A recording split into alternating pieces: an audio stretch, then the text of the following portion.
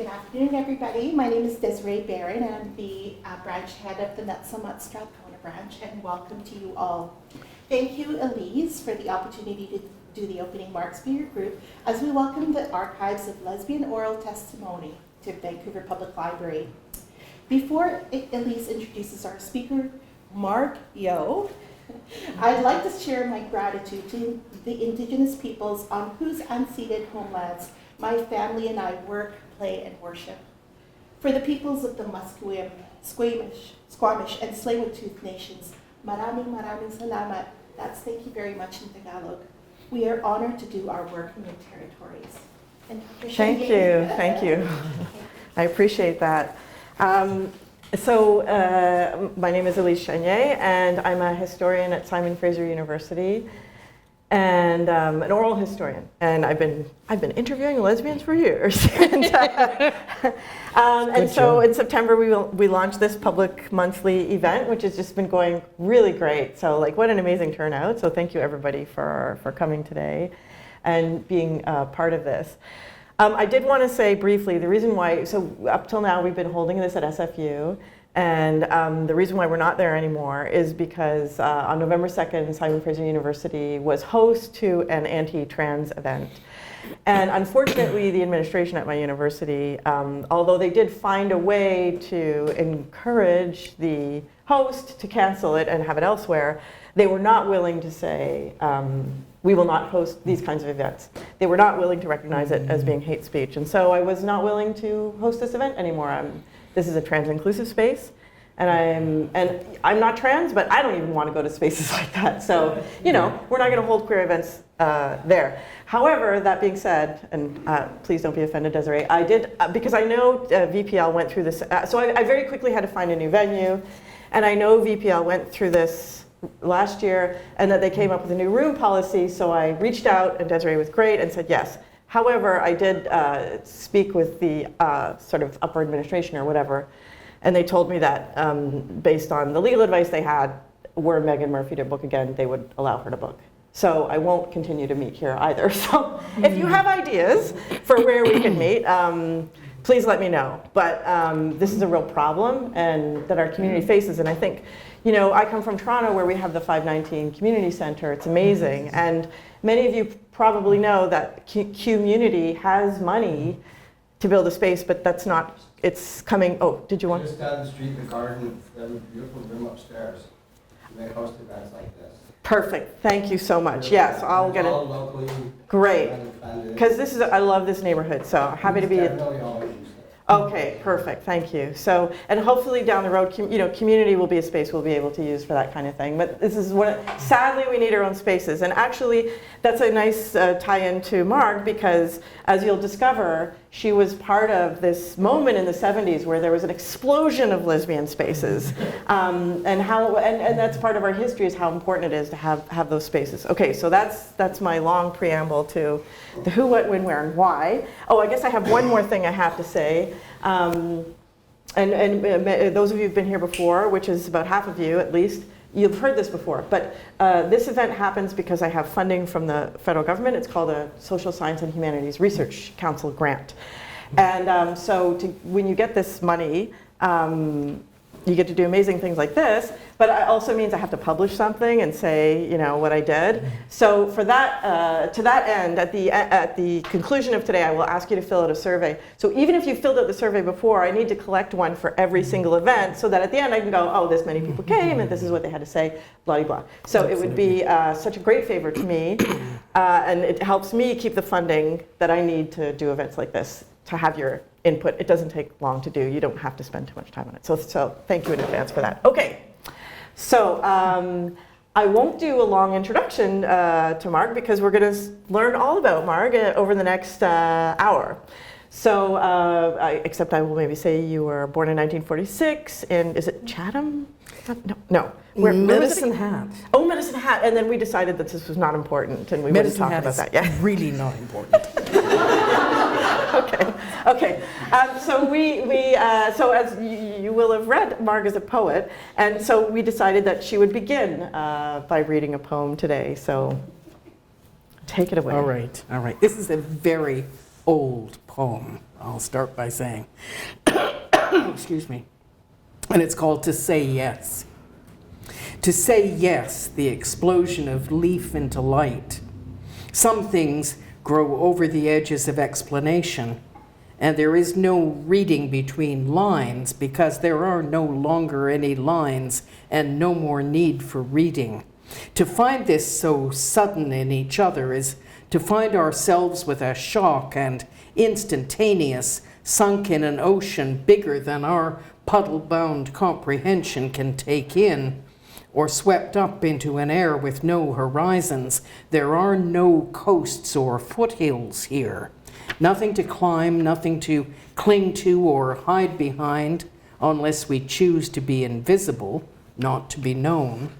So much easier to stay strangers with everything to say and nothing to learn than to say yes, than to say we have been waiting all our lives for this unwinding of rooftop and rafter, of the tough fabric and fabrication we put on out of the womb.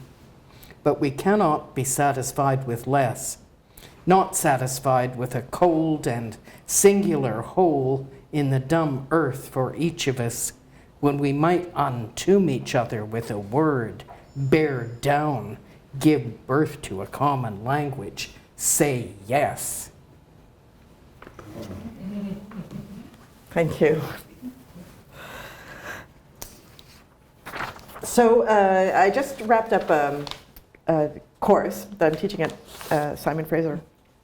And I had my students out of their interviews pick 3 of the best stories out of that interview and clip those. So I thought I would begin today by asking you to tell 3 specific stories, and this sort of sets up your childhood years, and then we'll move on to your adult years. So I wondered if you would begin with the story about your red sled.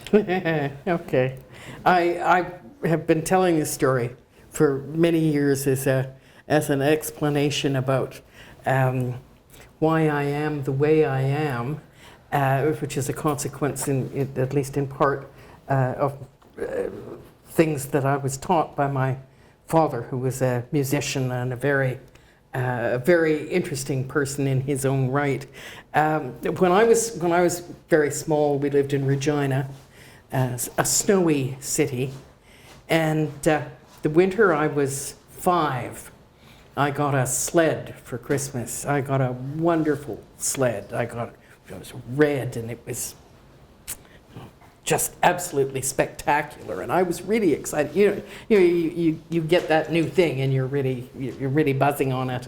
And so a couple of days after Christmas, I went out with my sled, and it was a back lane behind our house, and I went out into the back lane, and there were a bunch of kids out there, and they had a fire, a little bonfire going, and which was not the norm. And so I stopped to see what was happening, and I recognized one of the kids who was in my class at school, a kid who lived down the street, Leonard.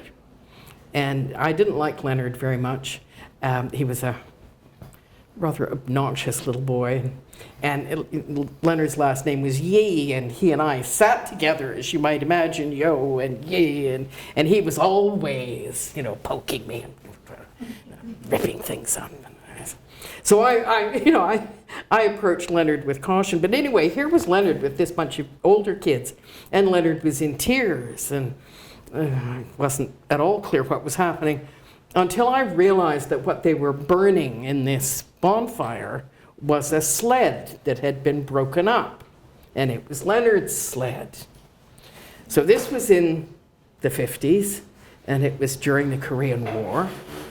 And Leonard, who was really proud of his older brother who was fighting in Korea, had put up that flag and, talked about this in school. So these boys had decided that they were going to show Leonard a thing or two as the Korean kid. They were going to give him a little lesson. So they had taken his sled and broken it up and were burning it in front of him. So I watched this for a while, and then I took my new red sled, and I went on my way and went on with my day. And when I got home, my dad was waiting for me. And some neighbor had seen me out in the sled burning back lane and had called my parents. And so I got a lecture about watching things happen and not doing anything. And then we took my new red sled and we walked it down the street to Leonard's house. And I had to give him my sled, and believe me, I didn't want to. I was really cheesed off about it. And it took me a long time to be able to put that together for myself into something that I understood more completely, and it was a really important lesson, and it said a lot to me about my father's approach to the world, which is that you didn't just sit and watch. If you didn't take action, you were just as responsible. So that was the sled, yes. You had, I think, a close relationship with your dad. He really encouraged your interest in the arts. Yeah. A lot. He took you to the opera, and once he took you to see the theater at Stratford. Yes. Yeah. Yes. And Yes. that story tells us something about your mom. Yes. Well, probably the other crucial thing to know about me is that I did not get along with my mother for a good portion of my life. That changed, but it took a long time. And when I was a kid, I loved theater. And I was interested in Shakespeare. And when I was 10, they asked me what I wanted for Christmas, and I asked for a complete Shakespeare. And they gave it to me. Yeah. And I read it. And they kept testing me. Did you really read that? No. What does it say here? I could do it. So I desperately wanted to see Shakespeare on the stage. So we went to Stratford. And Dad got really good seats for King John, which would not have been my choice, but there we are. If you take what you can get when you're 10 or whatever I was. And my mother, who I gather thought this was spoiling me, refused to come in and spent the 3.5 hours or whatever it was sitting in the car in the parking lot waiting for us. So that was how my childhood unfolded.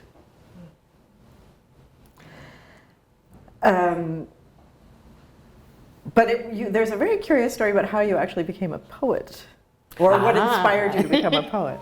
What inspired me? I don't even know that it was inspiration. Okay. When I was very small, we lived next door to an elderly family, and the husband in that family was a poet, and he liked kids, and so he used to write me little poems. I was a reader, so everybody was always trying to find things for me to read, like, for God's sake, give her something, she'll go away. I used to go out with a book under my arm looking for, somebody who would read to me. And that's why they made sure I learned to read. So anyway, my neighbor was a really nice guy, and he'd write a little poem and he'd make a paper airplane out of it, and he'd fly it over the hedge between our houses. And so I'd get the paper and read the poem, and then I'd write one back and fold it up and fly it back. So I really seriously started writing poems when I was 5, very shortly after I learned to write. And they were pretty good. I found when my mom died, I found the first poem I ever wrote. I wrote for her, and she had it. Wow.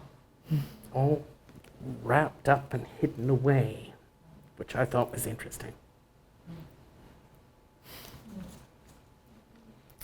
So jumping ahead about a decade, or maybe a little bit more. Or two. So off you went and did your bachelor's and your master's at Carleton in Ottawa. And then you went to Western to do a PhD.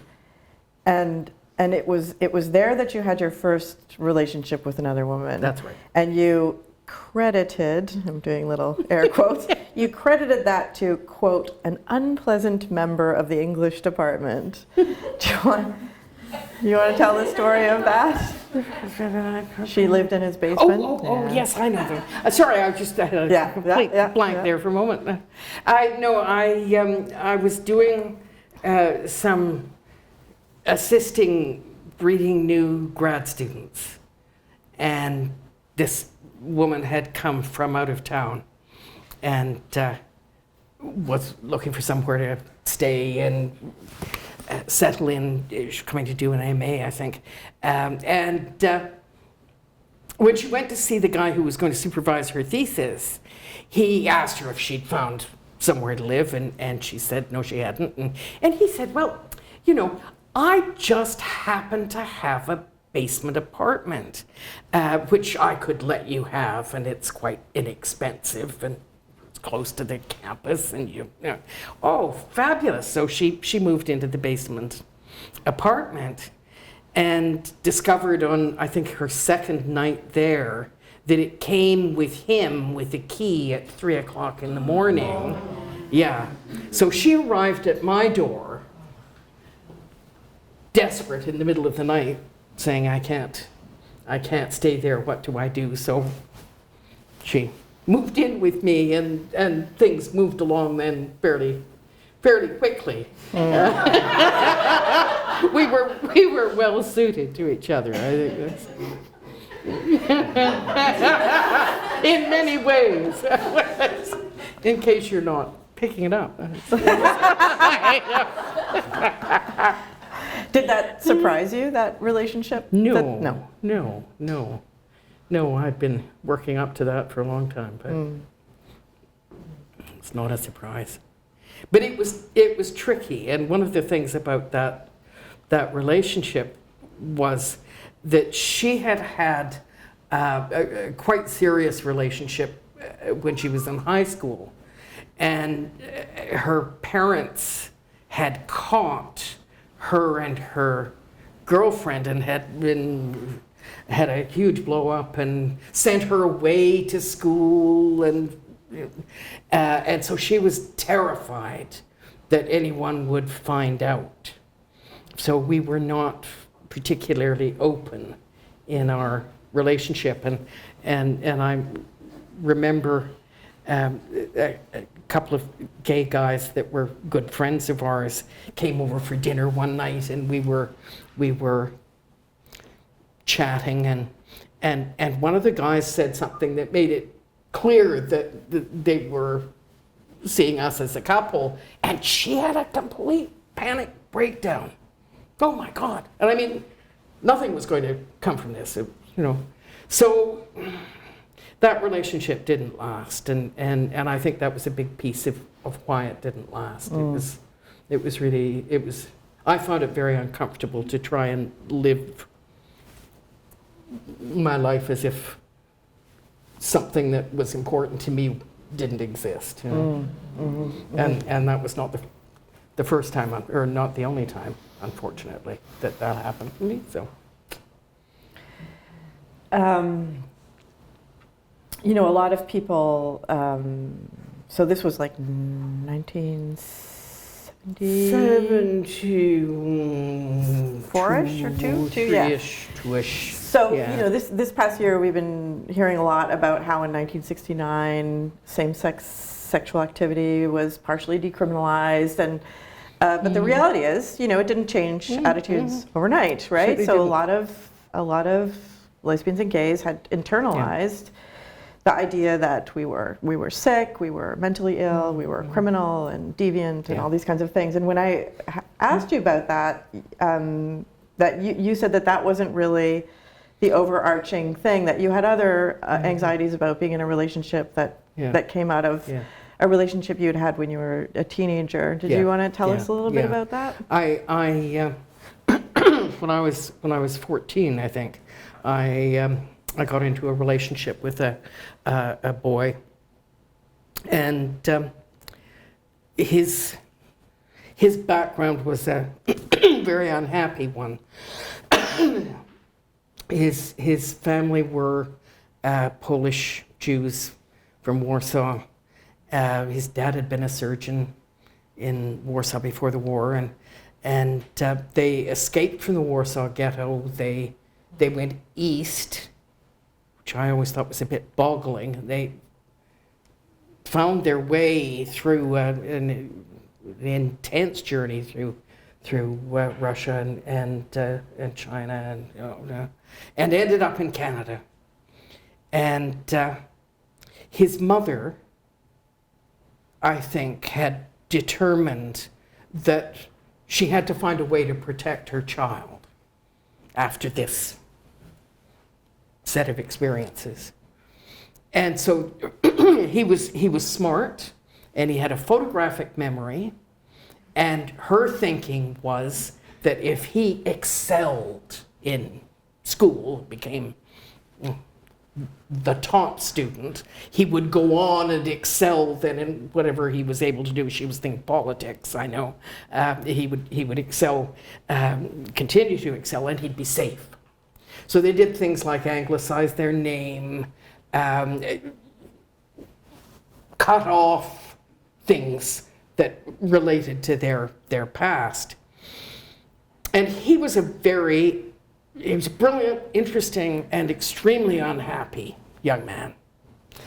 I remember, I guess the school must have been really worried about him, because when we started dating, we got called in by the guidance counselor and the principal and my homeroom teacher and his homeroom teacher and 3 or 4 other people who had some interest in it.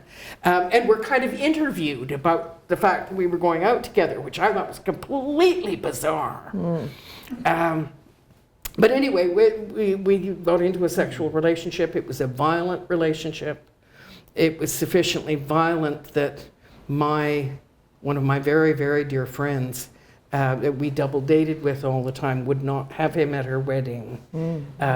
So as a consequence, I didn't go either. Lots of bad things. So, long story short, he did incredibly well in school, finished high school, went to Carleton, did 4 years in 3, as also president of the Students' Council, all this stuff. And then he went to Harvard Law. And at the end of his first year at Harvard, he had a breakdown.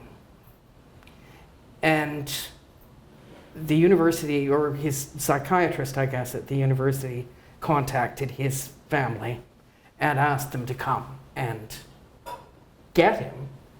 And they explained to his father that he was very ill, that he was schizophrenic, that they felt he needed to be institutionalized, that he was not going to be able to function in the community. And his father went out and killed himself. He came home and waited for his results, and his exam results. And what he said to me was, if I did well, I've justified my father's life. He failed everything. So he flew back and killed himself in the same place his dad had done. So, and it was bad enough. The day that he left, we were supposed to see each other. And I was annoyed with him because he was always late. And so another friend turned up and said, "Do you want to go for a ride with me?" And I said, "Yeah, sure. I'm fed up with waiting for Alan because he's always late." And I came home and he was gone, and he'd come to say goodbye and then flown back to Harvard. I should tell you, I am never, ever, ever, ever late, ever, ever. Never. I am never late. I never stand anyone up. If I'm 15 or 20 minutes late, people start calling hospitals. I am completely paranoid about that. And so that set up my life subsequent to that. I was 20 when he when he died. I didn't have relationships. I was afraid to have relationships with anybody. It was way too sore a place to touch. Yeah. So your time at Western doing a PhD was awful, I think. Yes Yeah. and no, because the English department was the pits. I mean, Yeah. really, what a bunch of appalling people. Yeah. You know, just with a few exceptions, but you know, but there were a bunch of poets. You know, there were some amazing writers around Western. And the first year I was there, my Kondachi had the office next to me, and that was always interesting. You know, there were all kinds of things happening in the writing area, and Western started to bring in writers in residence that were very interesting. So the first writer in residence was Margaret Avison, who is a poet that I think a lot of people don't know, but a great, wonderful poet. If you haven't read Margaret Avison, do. She's really good. And she became my dear friend, and I learned so much from her. And I will always be grateful to Western for having the wits to pick Margaret Avison.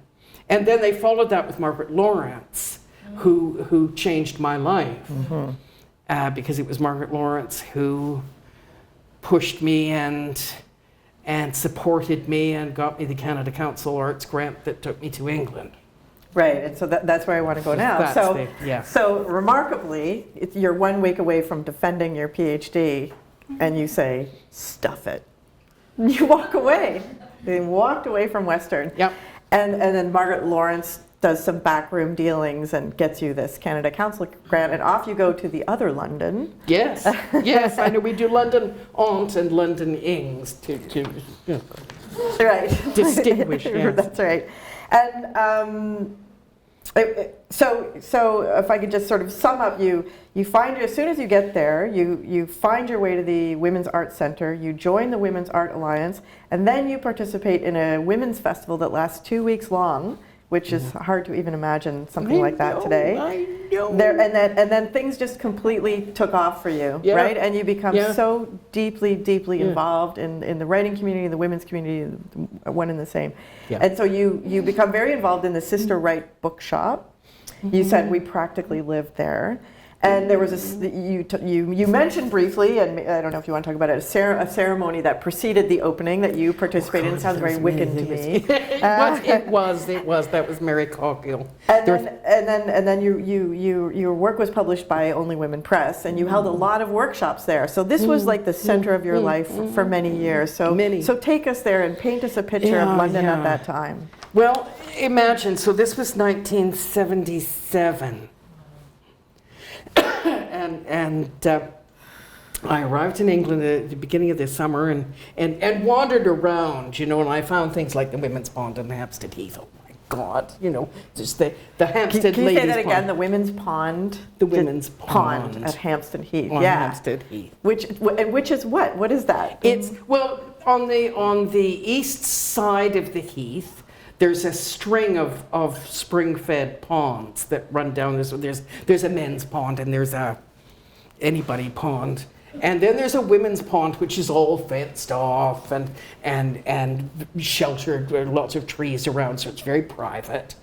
And it has ducks and moorhens. If you swim in the spring, they will come and swim with you. So little baby moorhens, you know, Yeah. kind of swimming along beside your face, which I always really liked. This wonderful, there's no sand, but a wonderful lawn where all these mostly naked women spread out, you see. And it's a wonderful place, great place. And there's to go and write poetry. To go and write poetry, Of course. absolutely, absolutely. So I found the women's pond, and I thought, you see, it's leading me, and it did indeed, because the next piece was the Women's Arts Alliance, where I got connected first to a writer's workshop that I'd seen advertised. Women's Arts Alliance was a women's workshop and exhibition space with a bookstore attached in an old, it was kind of industrial property, really, close to Regent's Park, an old warehouse. The upper floor, unheated. So winters were really brutal. You know, we had our little paraffin heater, and everyone would sit around, and God forbid you had to go to the washroom because somebody else would take your place close to the heater. You know, so we had this workshop, and it was a very nice workshop and some interesting people in it. And very shortly after I got into that workshop came the announcement of the Women's Festival. And the Arts Alliance was going to run the book stall at the Women's Festival, so they were obviously looking for volunteers to do book stall duty, and a couple of other people and I signed up, and we had our stall, and next to us was the Olivia Records stall, run by two dear friends of mine who in those days called their little organization Women's Revolutions Per Minute, which I thought was very nice. I thought they were really good, and they were importing Olivia Records to Britain. They were the only source of Olivia Records in Britain at that point. So there we were. It's already the people who are among my dearest friends in the world were lining up at Women's Festival. It was amazing. I mean, probably 20 of the people that I got to know there became close friends of mine in the succeeding years. And there were workshops, there were concerts, there were plays. It was just 2 weeks of this, like 2 weeks. Fabulous stuff.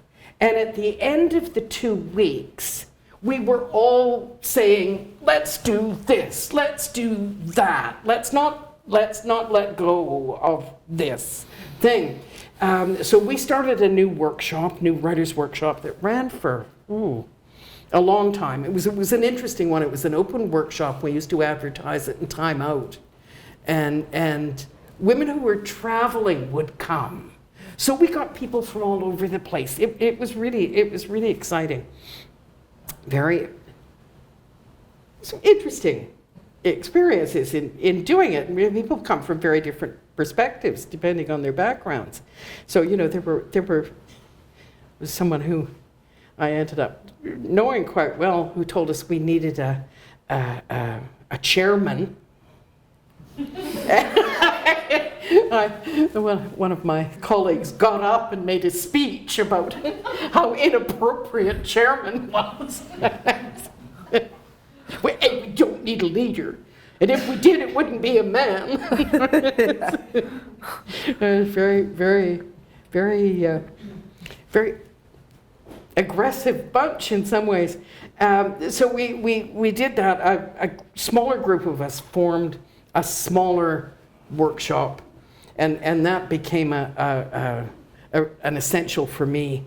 It was Kay, who was one of the people who started Sister Right Bookshop, who's an Australian, Barbara, who's an American, and me, the Canadian, and occasionally we let our friend Viv, who's English, join with us. Right. And we worked together as the vets for many years, and the vets used to have t-shirts just like this button I'm wearing that has an apple with a bite out of it, and it says Eve was framed. And we used to do readings as the vets. It was very good.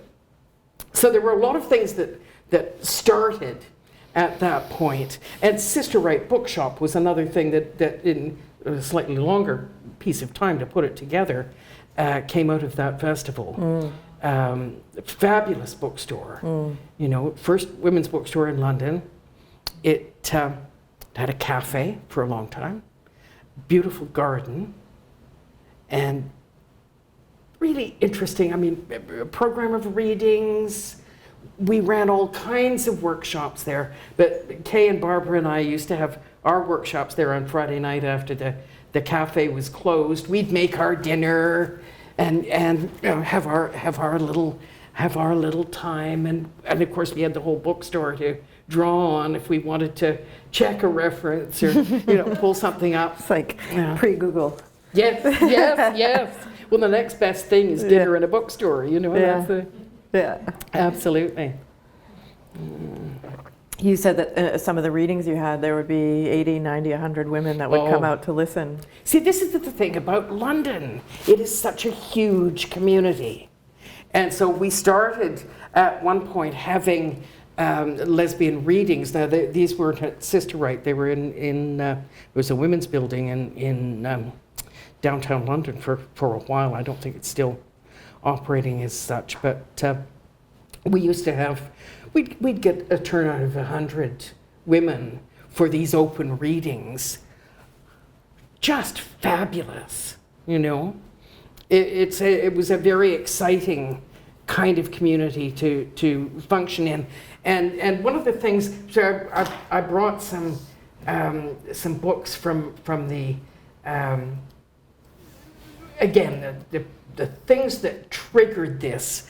Out of the Women's Festival, which was 77, came other things, including this press, Only Women Press, and the first book, the first anthology that they put together was British feminist poetry, and it's One Foot on the Mountain. And everybody I know is in this book. It's like my date book, and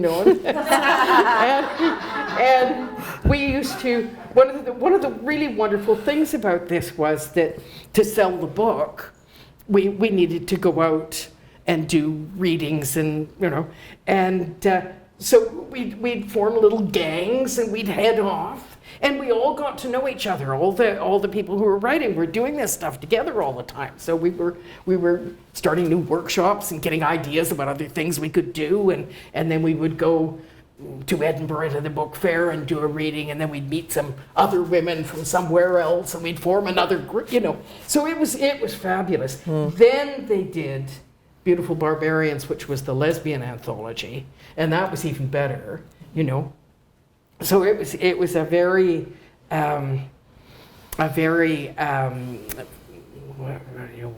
very growing time in the writing areas, and there always seemed to be events that called for the kind of thing that we did, So we'd join up with other workshops and do our thing. We'd go away together as well. I really got into the idea that if you have a workshop and you enjoy working with these people, why wouldn't you enjoy spending a weekend away or a week or 2 weeks, So we would go off and have adventures in the out of London areas, which is always a big step for people who live in London. Getting out of London is a shock to the system in many ways. Ask me more. You mentioned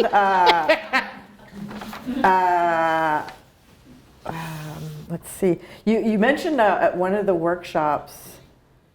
Well, maybe I'll put two things together here. All right. So I asked you if language was a tool to reinvent being a woman and to invent being what a lesbian was, and you said, oh yes, everyone was experimenting.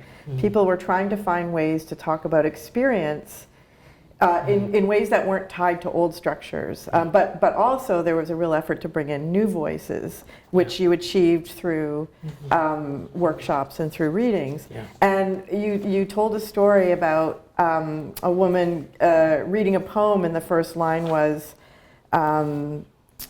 yeah, I've had 22 lovers, all men. And all the women looked around the room at each other going, oh shit, how many,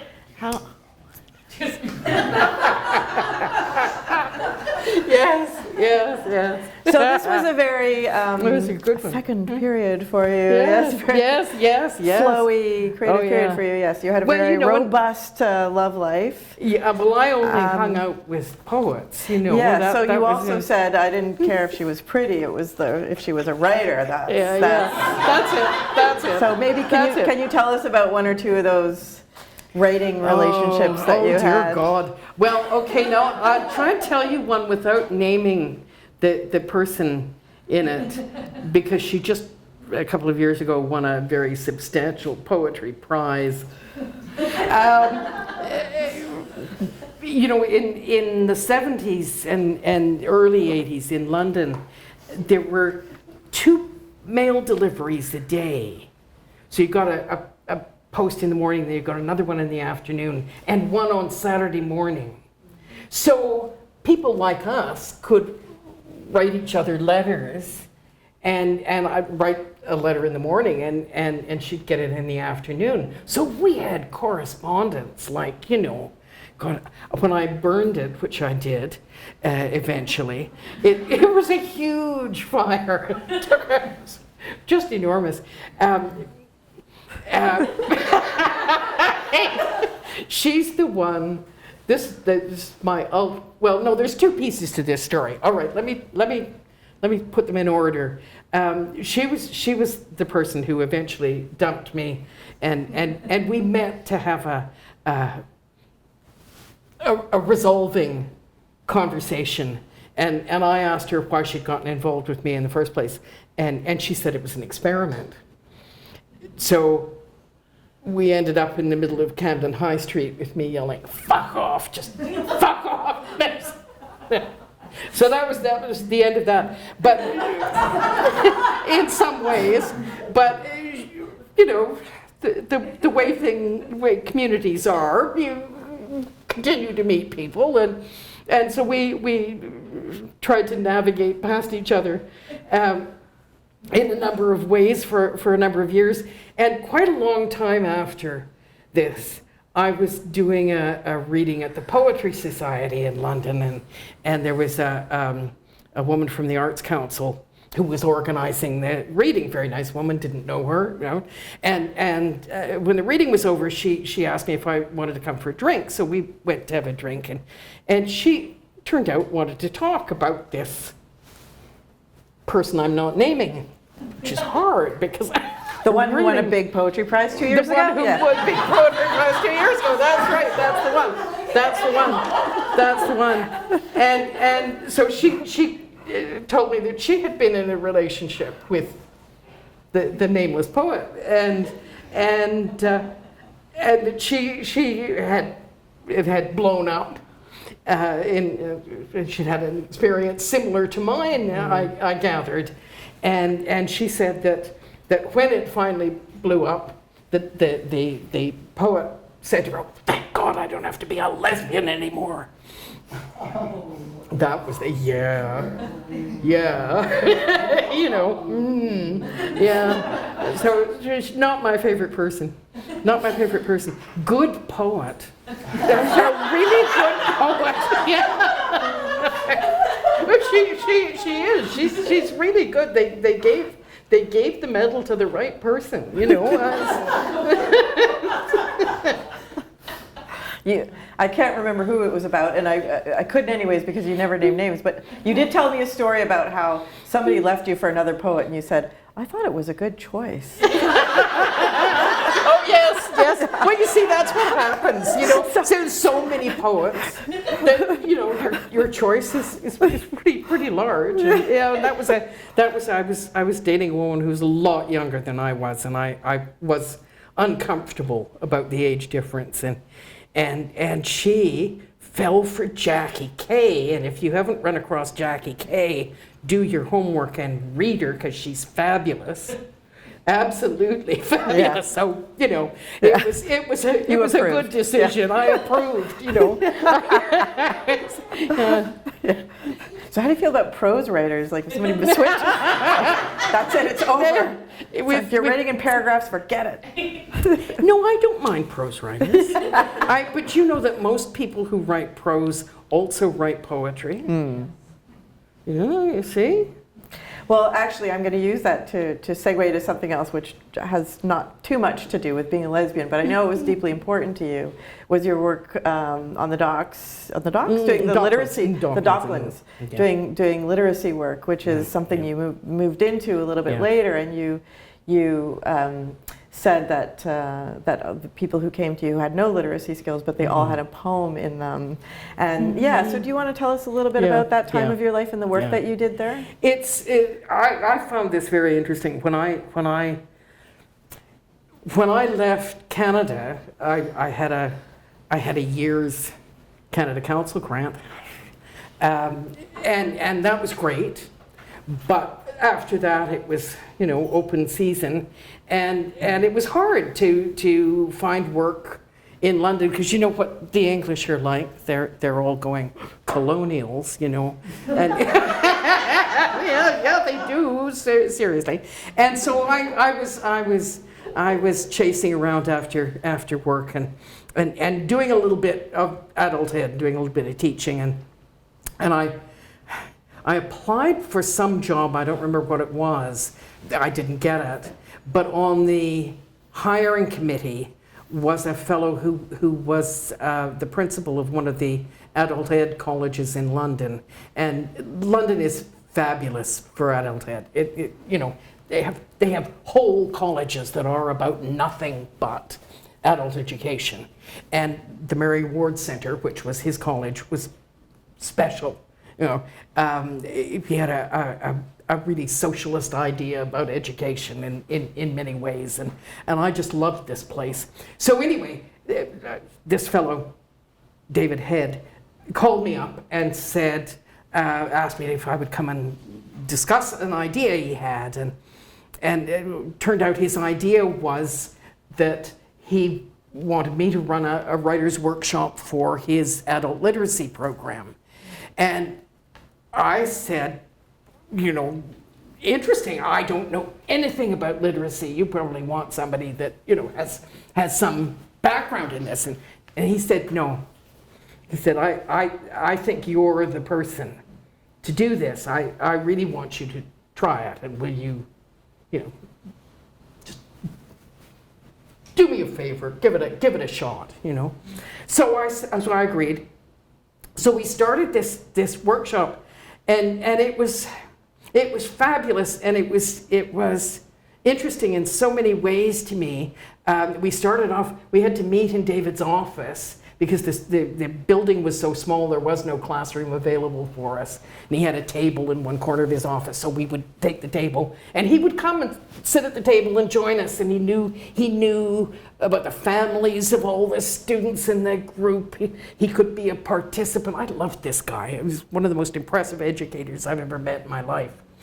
And anyway, Mary Ward got a new building, and that workshop ran for 10 years, I think, or 11. Really interesting work for me. And part of it was that it makes you look at language differently when you have to get right down and look at the little pieces, look at how it fits together at the most basic level. And as Elise said, one of the things that I discovered was that a lot of adults, when they first discover their literacy, write a poem. It's almost the first thing they do. And that poem is often it'll kill you, it'll break your heart. They've been saving it up for decades, and they finally got the thing that they can use to get it out. It was terribly exciting to me. So I went on from there to do literacy on a youth training scheme.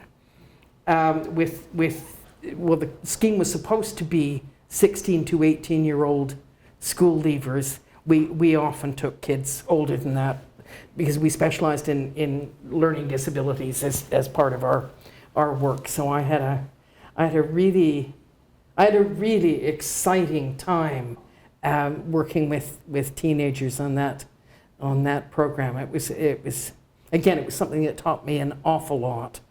And it feeds into the writing. You know, it makes you look at language more sensitively when you have to hear how other people are hearing and experiencing things. Changes the way you see words, you know. It's interesting. And that all changed when Margaret Thatcher was elected. I restrained myself from spitting on the floor because it's a library, but and ultimately that and a relationship that went badly drove you to come back home, and that sort of brought an end to that part of your life. But you saw all that rich culture, the education, but also people's politics. Like you felt there was a real sense of, you described it as like that lingering sense following World War II of coming together and working together as a society, and it was like overnight it changed, you felt, and it became all about me and I found it really disturbing how quickly that happened. In the course of a couple of years, people went. I mean, there was always this criticism of the you know, the Labour government's idea of social programs, you know, as being focused on black lesbians. You know, it would be and the joke was, you know, the best thing to be was black, lesbian, and disabled because they give you all their money, and you know, that's right. And you know. So that undercurrent and that, well, I suppose it's more than an undercurrent, that nasty right-wing privileged line runs through British politics. And, you know, once Thatcher really got going, I couldn't believe the attitudes of people who would be quite happy to walk past somebody sleeping rough in you know, in a puddle on the side of the road and kick them out of the way. You know, it was just this complete change in terms of the way that the attitudes that were acceptable were displayed. So it was all me, fuck you. You know, that's the approach. So good to leave. Yeah. Good to leave. But you continued writing? Off and on. It went up and down, started to go up and down in later years. I thought we could end with another poem. Which one, or two, because we had meant to do three altogether, but well, kind of got away from us. So what would you like to do? I thought one or two. I thought let's see. This is a relationship poem, and I thought that was probably a more interesting poem, and all right. I won't say a lot about this. But there's a lot of stories behind it, as you will probably guess. It's called No More Kid Stuff, and it has a dedication for Claire, who is dear but not near to me. You drive me wild, and wilder than anyone else can drive me is what you do to me over and over again. I ring you up and you can't talk. You'll ring me back in 10 minutes. And maybe 3 hours later, you ring back to say you still can't talk. You'll ring me tomorrow. And tomorrow, I sit and look at the phone. Do you think it rings? If you think anything happens, you're a bigger fool than I am. And I am a fool. I know it for sure now. After 7 years, and I still love you. Love your wild hair and your cold feet. You get under my skin and niggle and wriggle away at my heart. But my heart is getting old, dear heart, and I am tired of playing.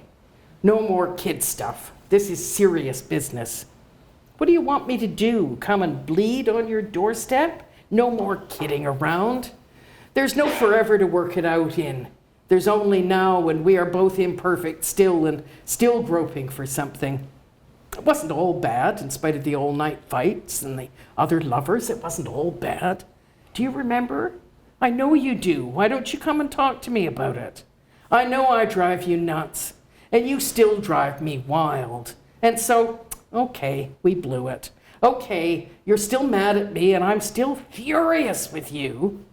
But damn it, I love you, and we're not through with each other. Don't kid yourself, sister. You are the wild woman you are. And I am still not a famous feminist poet. And we've both behaved very badly in public and private, and not only with each other. We've got new lovers and new friends and gone in different directions, but we haven't stopped loving each other. So listen, sweetness, you're irritating me beyond reason, and I've had enough. I'm too old for this. I'm going to lay it on the line. You haul your ass over here double time, or I'm going to get angry and do something drastic that will make everything I've ever done to you look like bliss in comparison. But just remember, I love you, and this time, no more kid stuff.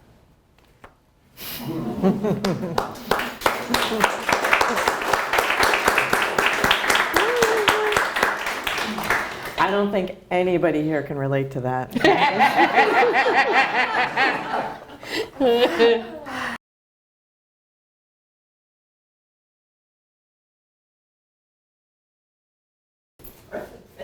I'm trying to do them the third Sunday of every month, but it will depend because we're looking for new venues, right? As I said, so we'll see. But I'm trying to do them the third Sunday of every month just to make it something somewhat predictable. Okay, so yes, so now it's your turn to become oral historians, all of you, and ask a question. So I will just invite you to just jump in whenever you're. There you go. Jump. Yeah. There you go. Okay, Pat, go ahead. What I was wondering as well, you know, that festival you talked about, that was happening in the 70s. There's a lot of stuff happening in Canada, United States, feminism, lesbian, blah, blah, blah. Were you aware of any, were you aware of all things going on this side of the pond? In those days, the connections were not strong between what was happening in Britain and what was happening in the US. And talking about my friends who were doing Olivia Records, you know, that was a big deal. That was the only place that you could get those records in Britain was from them.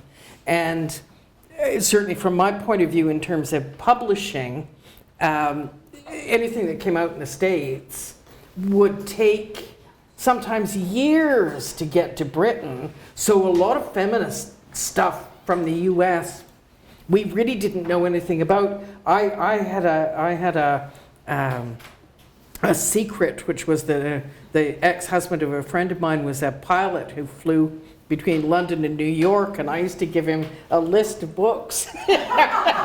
And he'd deliver this package to me, clandestine American publications. But no, there wasn't a lot of communication, and we'd hear rumors, you know. Oh, it was an interesting festival, I understand. Because what I feel is that, I mean, in the 70s and before that, I mean, there was a lot happening. It was Yes. just like this wave going across, you know, especially in Western world. Except, as you say, there might not have been that communication Yeah. that was hitting us all. In Yes. some ways, yeah. Yes, absolutely. Yeah.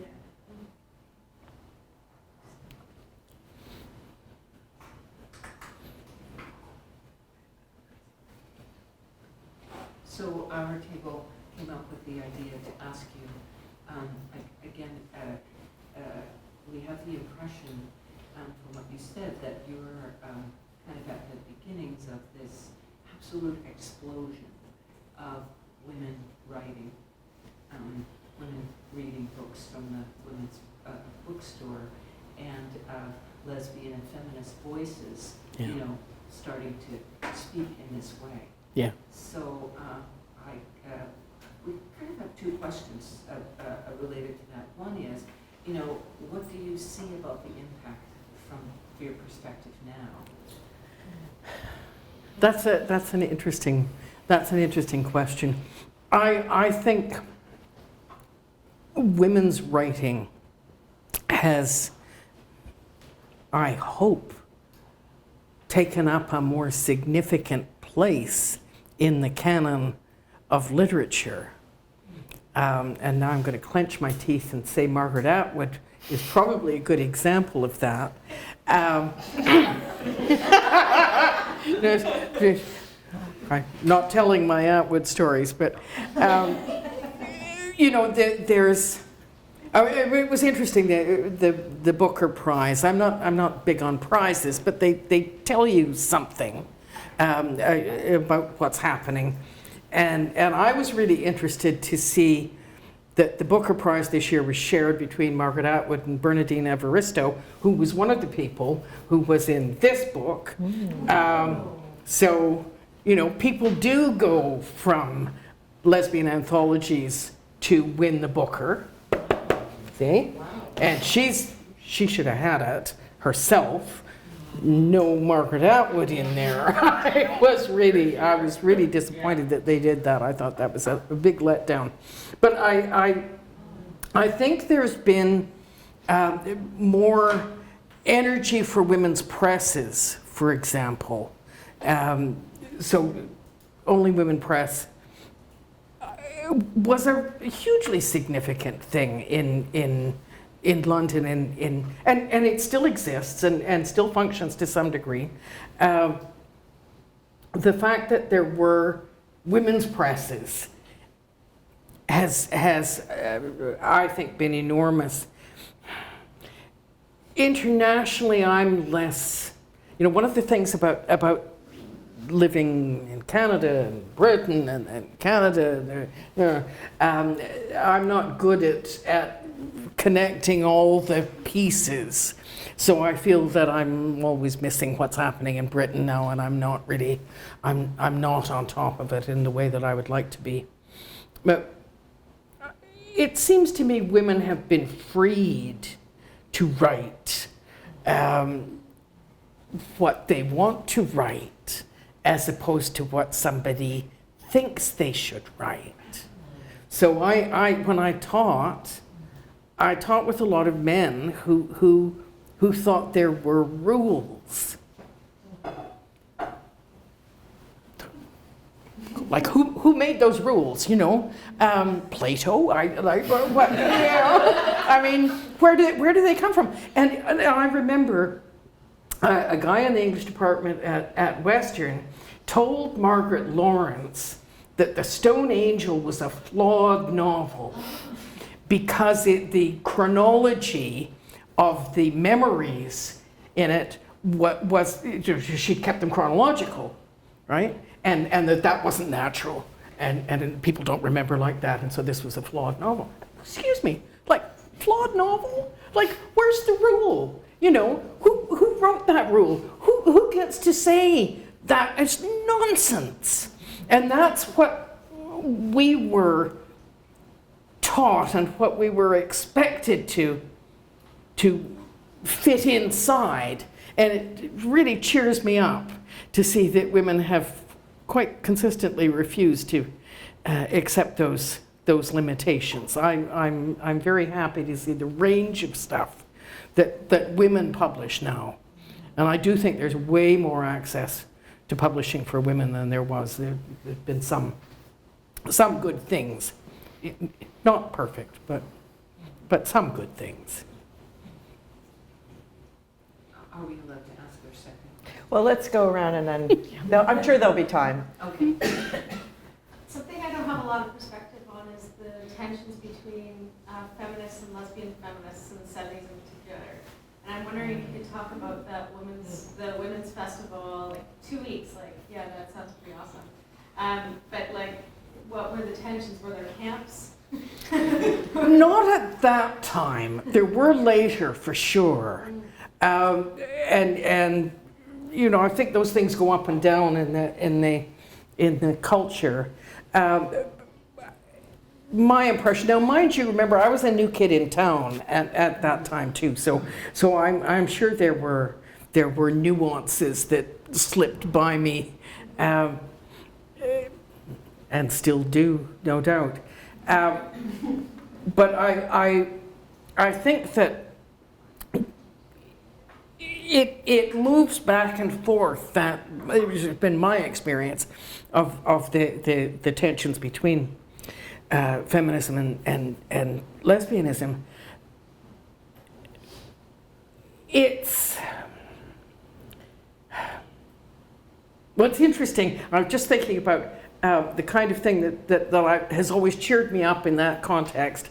One of the women in my writers' workshop was heterosexual, but she, I don't think just out of self-defense, but she used to refer to herself as a spiritual lesbian, and I thought that was a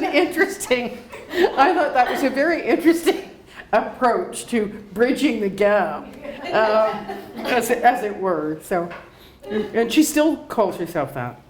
Many years later, she's on her third marriage, so.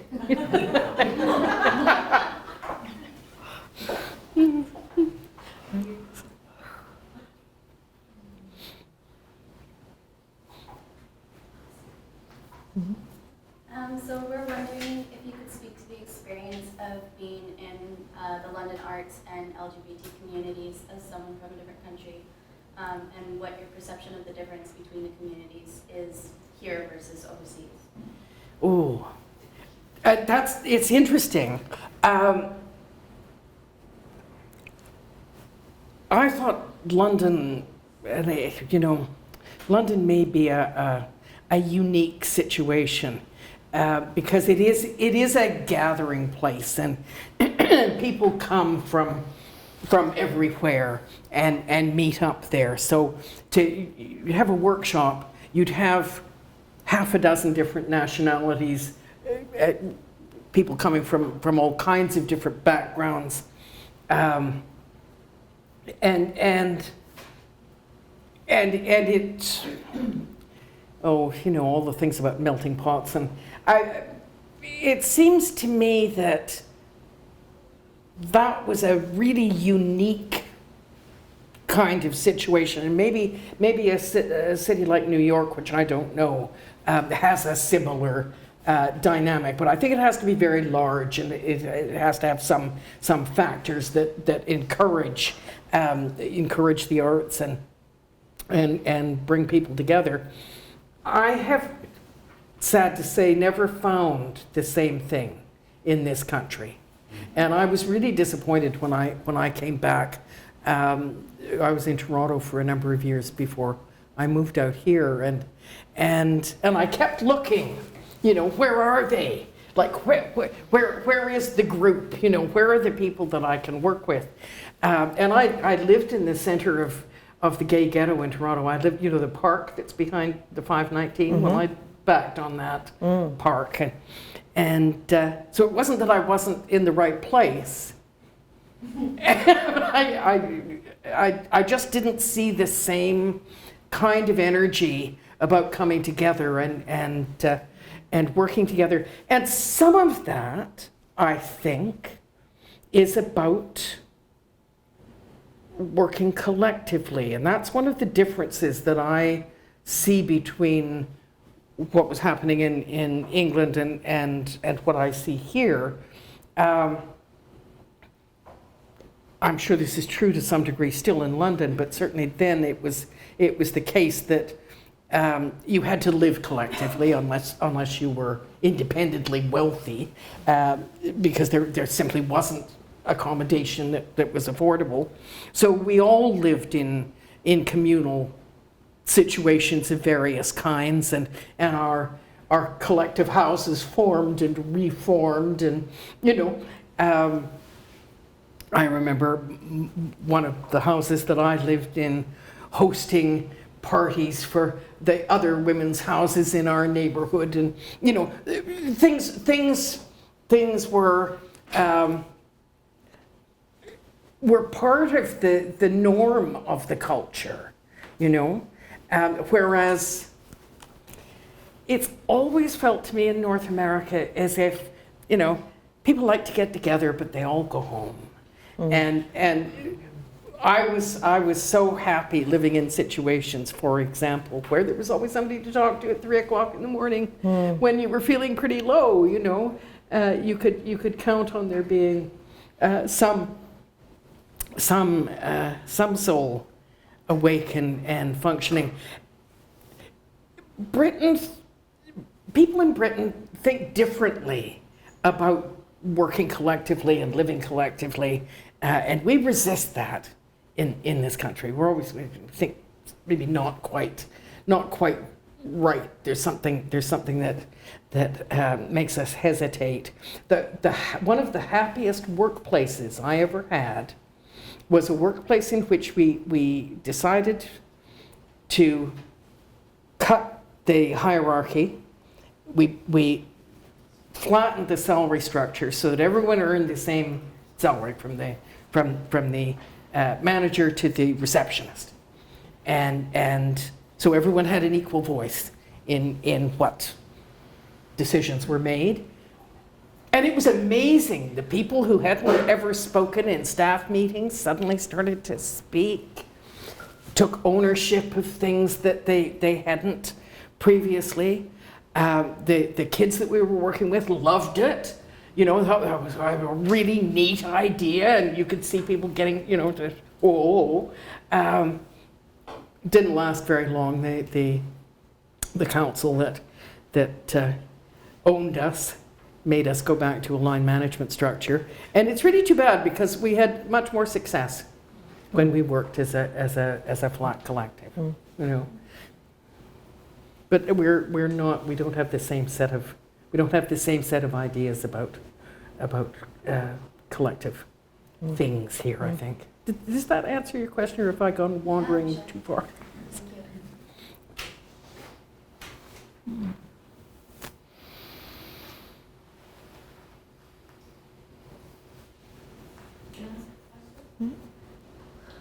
Can you speak a bit about your coming out process, or? Oh, it was really slow.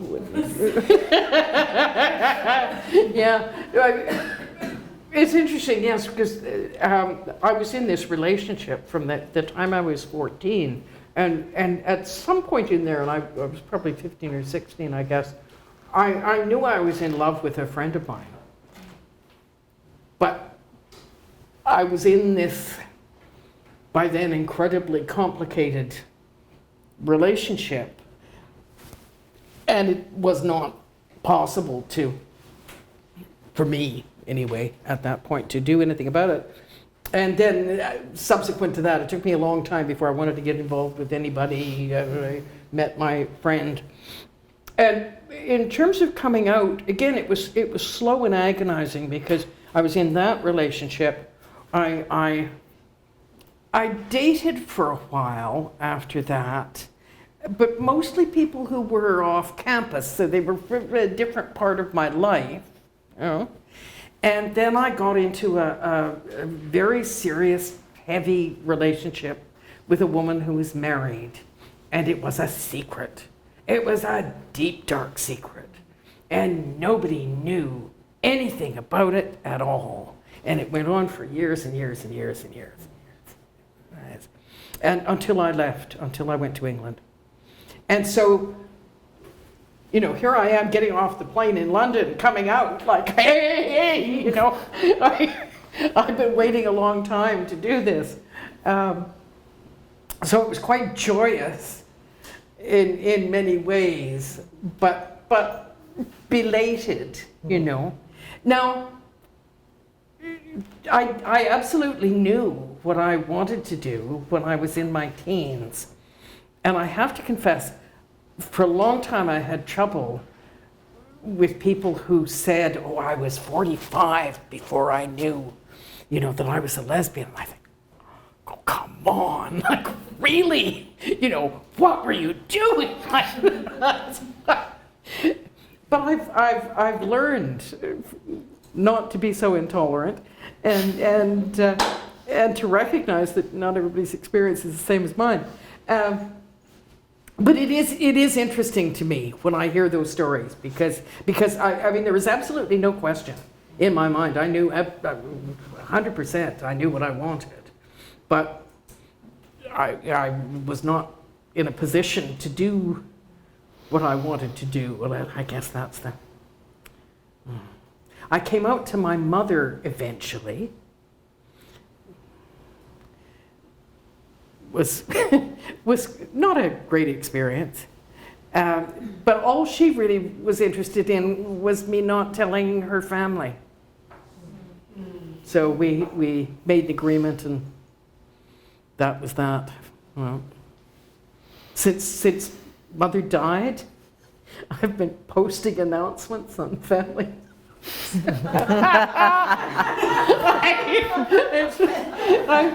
I tried to restrain myself for a while, but it didn't last long, and most of them are afraid to friend me on Facebook now. There are a few brave ones, but not many. So that leads to what our second question was in a way is, what are you doing these days? What am I doing these days? I'm very, very, very, very retired. Extremely retired. You could not get any more retired than I am. So every time anybody suggests that I might like to go to work for not. But the thing I'm doing that I'm really pleased about is I am writing a poem every day. And I'm posting them on Facebook if Facebook will only let me post them. They seem to be having some posting problem at the moment, but no, I am writing daily after a long stretch of not writing at all. When my mom and dad and my mom's sister were going through their last years, I didn't want to write. I write out of what I'm living and experiencing, and those were not things that I wanted to write about. So, but it feels really good to be doing this, and it's my work. I'd like to go a little further on the question that Cindy asked. In your experience, I think you're a little younger than I am.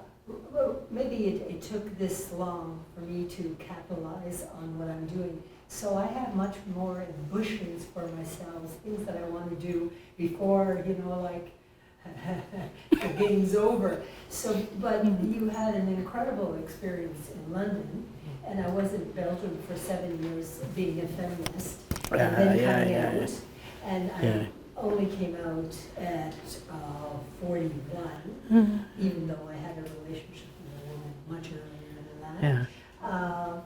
So there was a lot of excitement. That was also in the 70s, and there was a lot of excitement at the time. Do you feel any of that, or was it Europe? You see, because you talked a lot about Europe, and I remember my beginnings in Brussels, and that was really the beginning of my transition. Yeah. It was just, it was very differently experienced, but I just felt it was a very different experience. Mind you, we had a matriarch who was American, and she went to the States every year. No, she was faithful. She wanted to know all the new stuff, and she would bring it back, and she did counseling. Fabulous. And all kinds of other stuff with us. But in Brussels, the action was really there. We had conferences. It's just not the same thing, particularly in Canada. I don't know about the States, but I think they do much more than we do here. So I guess I just want to know, what do you take away from the experiences? Because we have a lot of experiences, particularly in England, that you'd like to explore in your old age. Oh, in my old age, dear God. When you come to like, what do you want to do when you come to my age? It's interesting, I find myself all the time now coming to things that I think if I had another life, I would learn that, or I would work on this. And there's a long list of things that interest me. What I find now, though, for me, is that because I have some physical limitations, I've narrowed my my sights, and I limit what I'm doing, and I like the limits. You know, I don't publish anymore. I ended up not liking the process. My last book was an extremely unhappy experience for me, and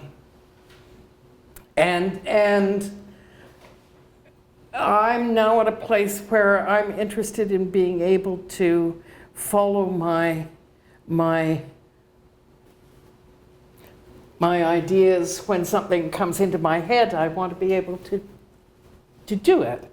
I don't want to attach myself to a system or a structure or or some editor's idea of what I should do, or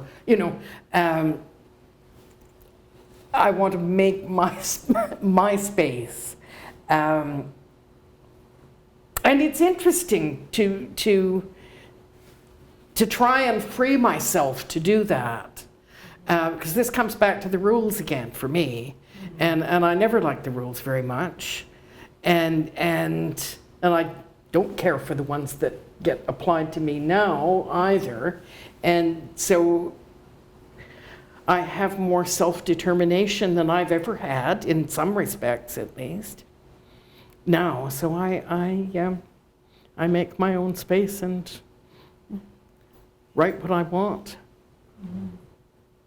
Does that answer your question? I feel like I'm beside it, not answer it. It was just being me. We go into this a lot more.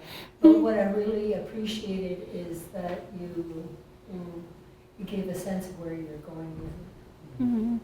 Yeah. Thank you. You're welcome. Do you really prefer Marg? Yes, I do. Oh, you do? Okay. I'll call you Marg. Thank you. Donna? Donna Lee here. Just one question. When did you come back to Canada? 1989. Okay. Because I know in British Columbia it was quite active here. I know, and if I'd come back to British Columbia, that might have been different. I had more work contacts in Toronto, although I was coming back in part to be near my family who were out here. And I'm, for many reasons, glad I was in Toronto. It was not so good for the writing piece of me, but I worked on a program which I haven't really mentioned here, called Women Growing, which was the best work experience of my life, and which I wouldn't have missed for anything. It's the only job I've ever had where I cried every day when I came home from work. And I had more happy moments and more moments of satisfaction in that job than I've ever had in any piece of work, or with writing poems. And that, What was that word? yeah. Women Growing. Women Growing was a program run by Toronto E. Fry, Elizabeth Fry. Elizabeth Fry Society, for women in conflict with the law. It was a 28-week program which provided skills training and life skills to try and get women back into, or get into, not in many cases back into, get women into appropriate jobs that they would be able to go on from and break the cycle. I started there as the life skills coordinator, and my piece of the program was the first 8 weeks. So women came to me, and we were locked in a room 6 hours a day, 5 days a week, for 4 weeks, 8 weeks, and we did a lot of interesting stuff together. It was an amazing experience, and I had the great privilege of seeing an awful lot of women get their feet on the road and start to move their lives, and see women get their kids back and find themselves again, and it was a terrific experience, and one of the great tragedies is that we lost our funding. We had incredible success. We were funded as an employment program. Our requirement was that 80% of our clients got a job and held it for however long it was, 6 months or whatever. And we met that target. But the real target was the recidivism. 95% of our clients did not reoffend. And almost all of them were eventually employed. People rebuilt their lives in a huge number of ways. And it was a very important piece for me. Very important piece. I'll tell you a lot of women growing stories if we had another three or 4 days. And Was writing a part of that? Having the women write? well, we did some writing, although less creative writing than I might have instituted had I been the designing the thing from scratch. But we had a lot of people who wrote, interestingly enough, and that did come out. Oh, it was a real upper that I worked there for 6 years, and I were 6 very, very, very, very happy years. I recommend the experience highly. Aaron. Thank you so much. We were really, at our table, just really struck by what you had to say about the rise of Thatcher and that moment where the switch of a leader, a political moment, seems to reveal this whole subterranean hidden meanness and bigotry and prejudice, right? Anti-form. It happened so fast too. I couldn't quite grasp the fact that it moved like that. Well, what it did for us is it just got us to just start talking about various situations globally right now in our moment, and just wanted to give you maybe a chance to think about how do you see the political moment now, and is there something very similar to that? God, I can't bear to look at Britain. This Brexit stuff. I have a lot of friends who are my age, so they're people who are retiring or have just retired, and they're terrified. I've got a friend who is American by birth, who is married to an Englishman and has lived in London for more than 50 years, and she's being questioned by the Home Office in terms of her permanence. It's vile, and as far as I can see, it's a few people who are going to make some bucks off this, and they're as happy as our neighbors to the south to lie about what they're doing, and I'm horrified. I'm glad I'm here, which was not something I always said, but I believe me, I am. I'm glad I'm here now.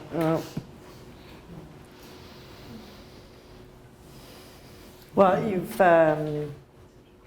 it's been such a pleasure getting to know you, and I need to thank Mary for recommending you that I get to know you, and I'm really glad that I did, and I appreciate so much you coming and spending your time here with us.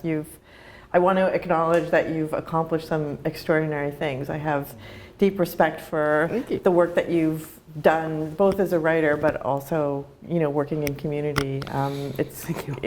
It's really something, and it's amazing how many lives you can impact when you do that kind of work. Yeah. So thank you for everything that you've done. So please join me in thanking Marg.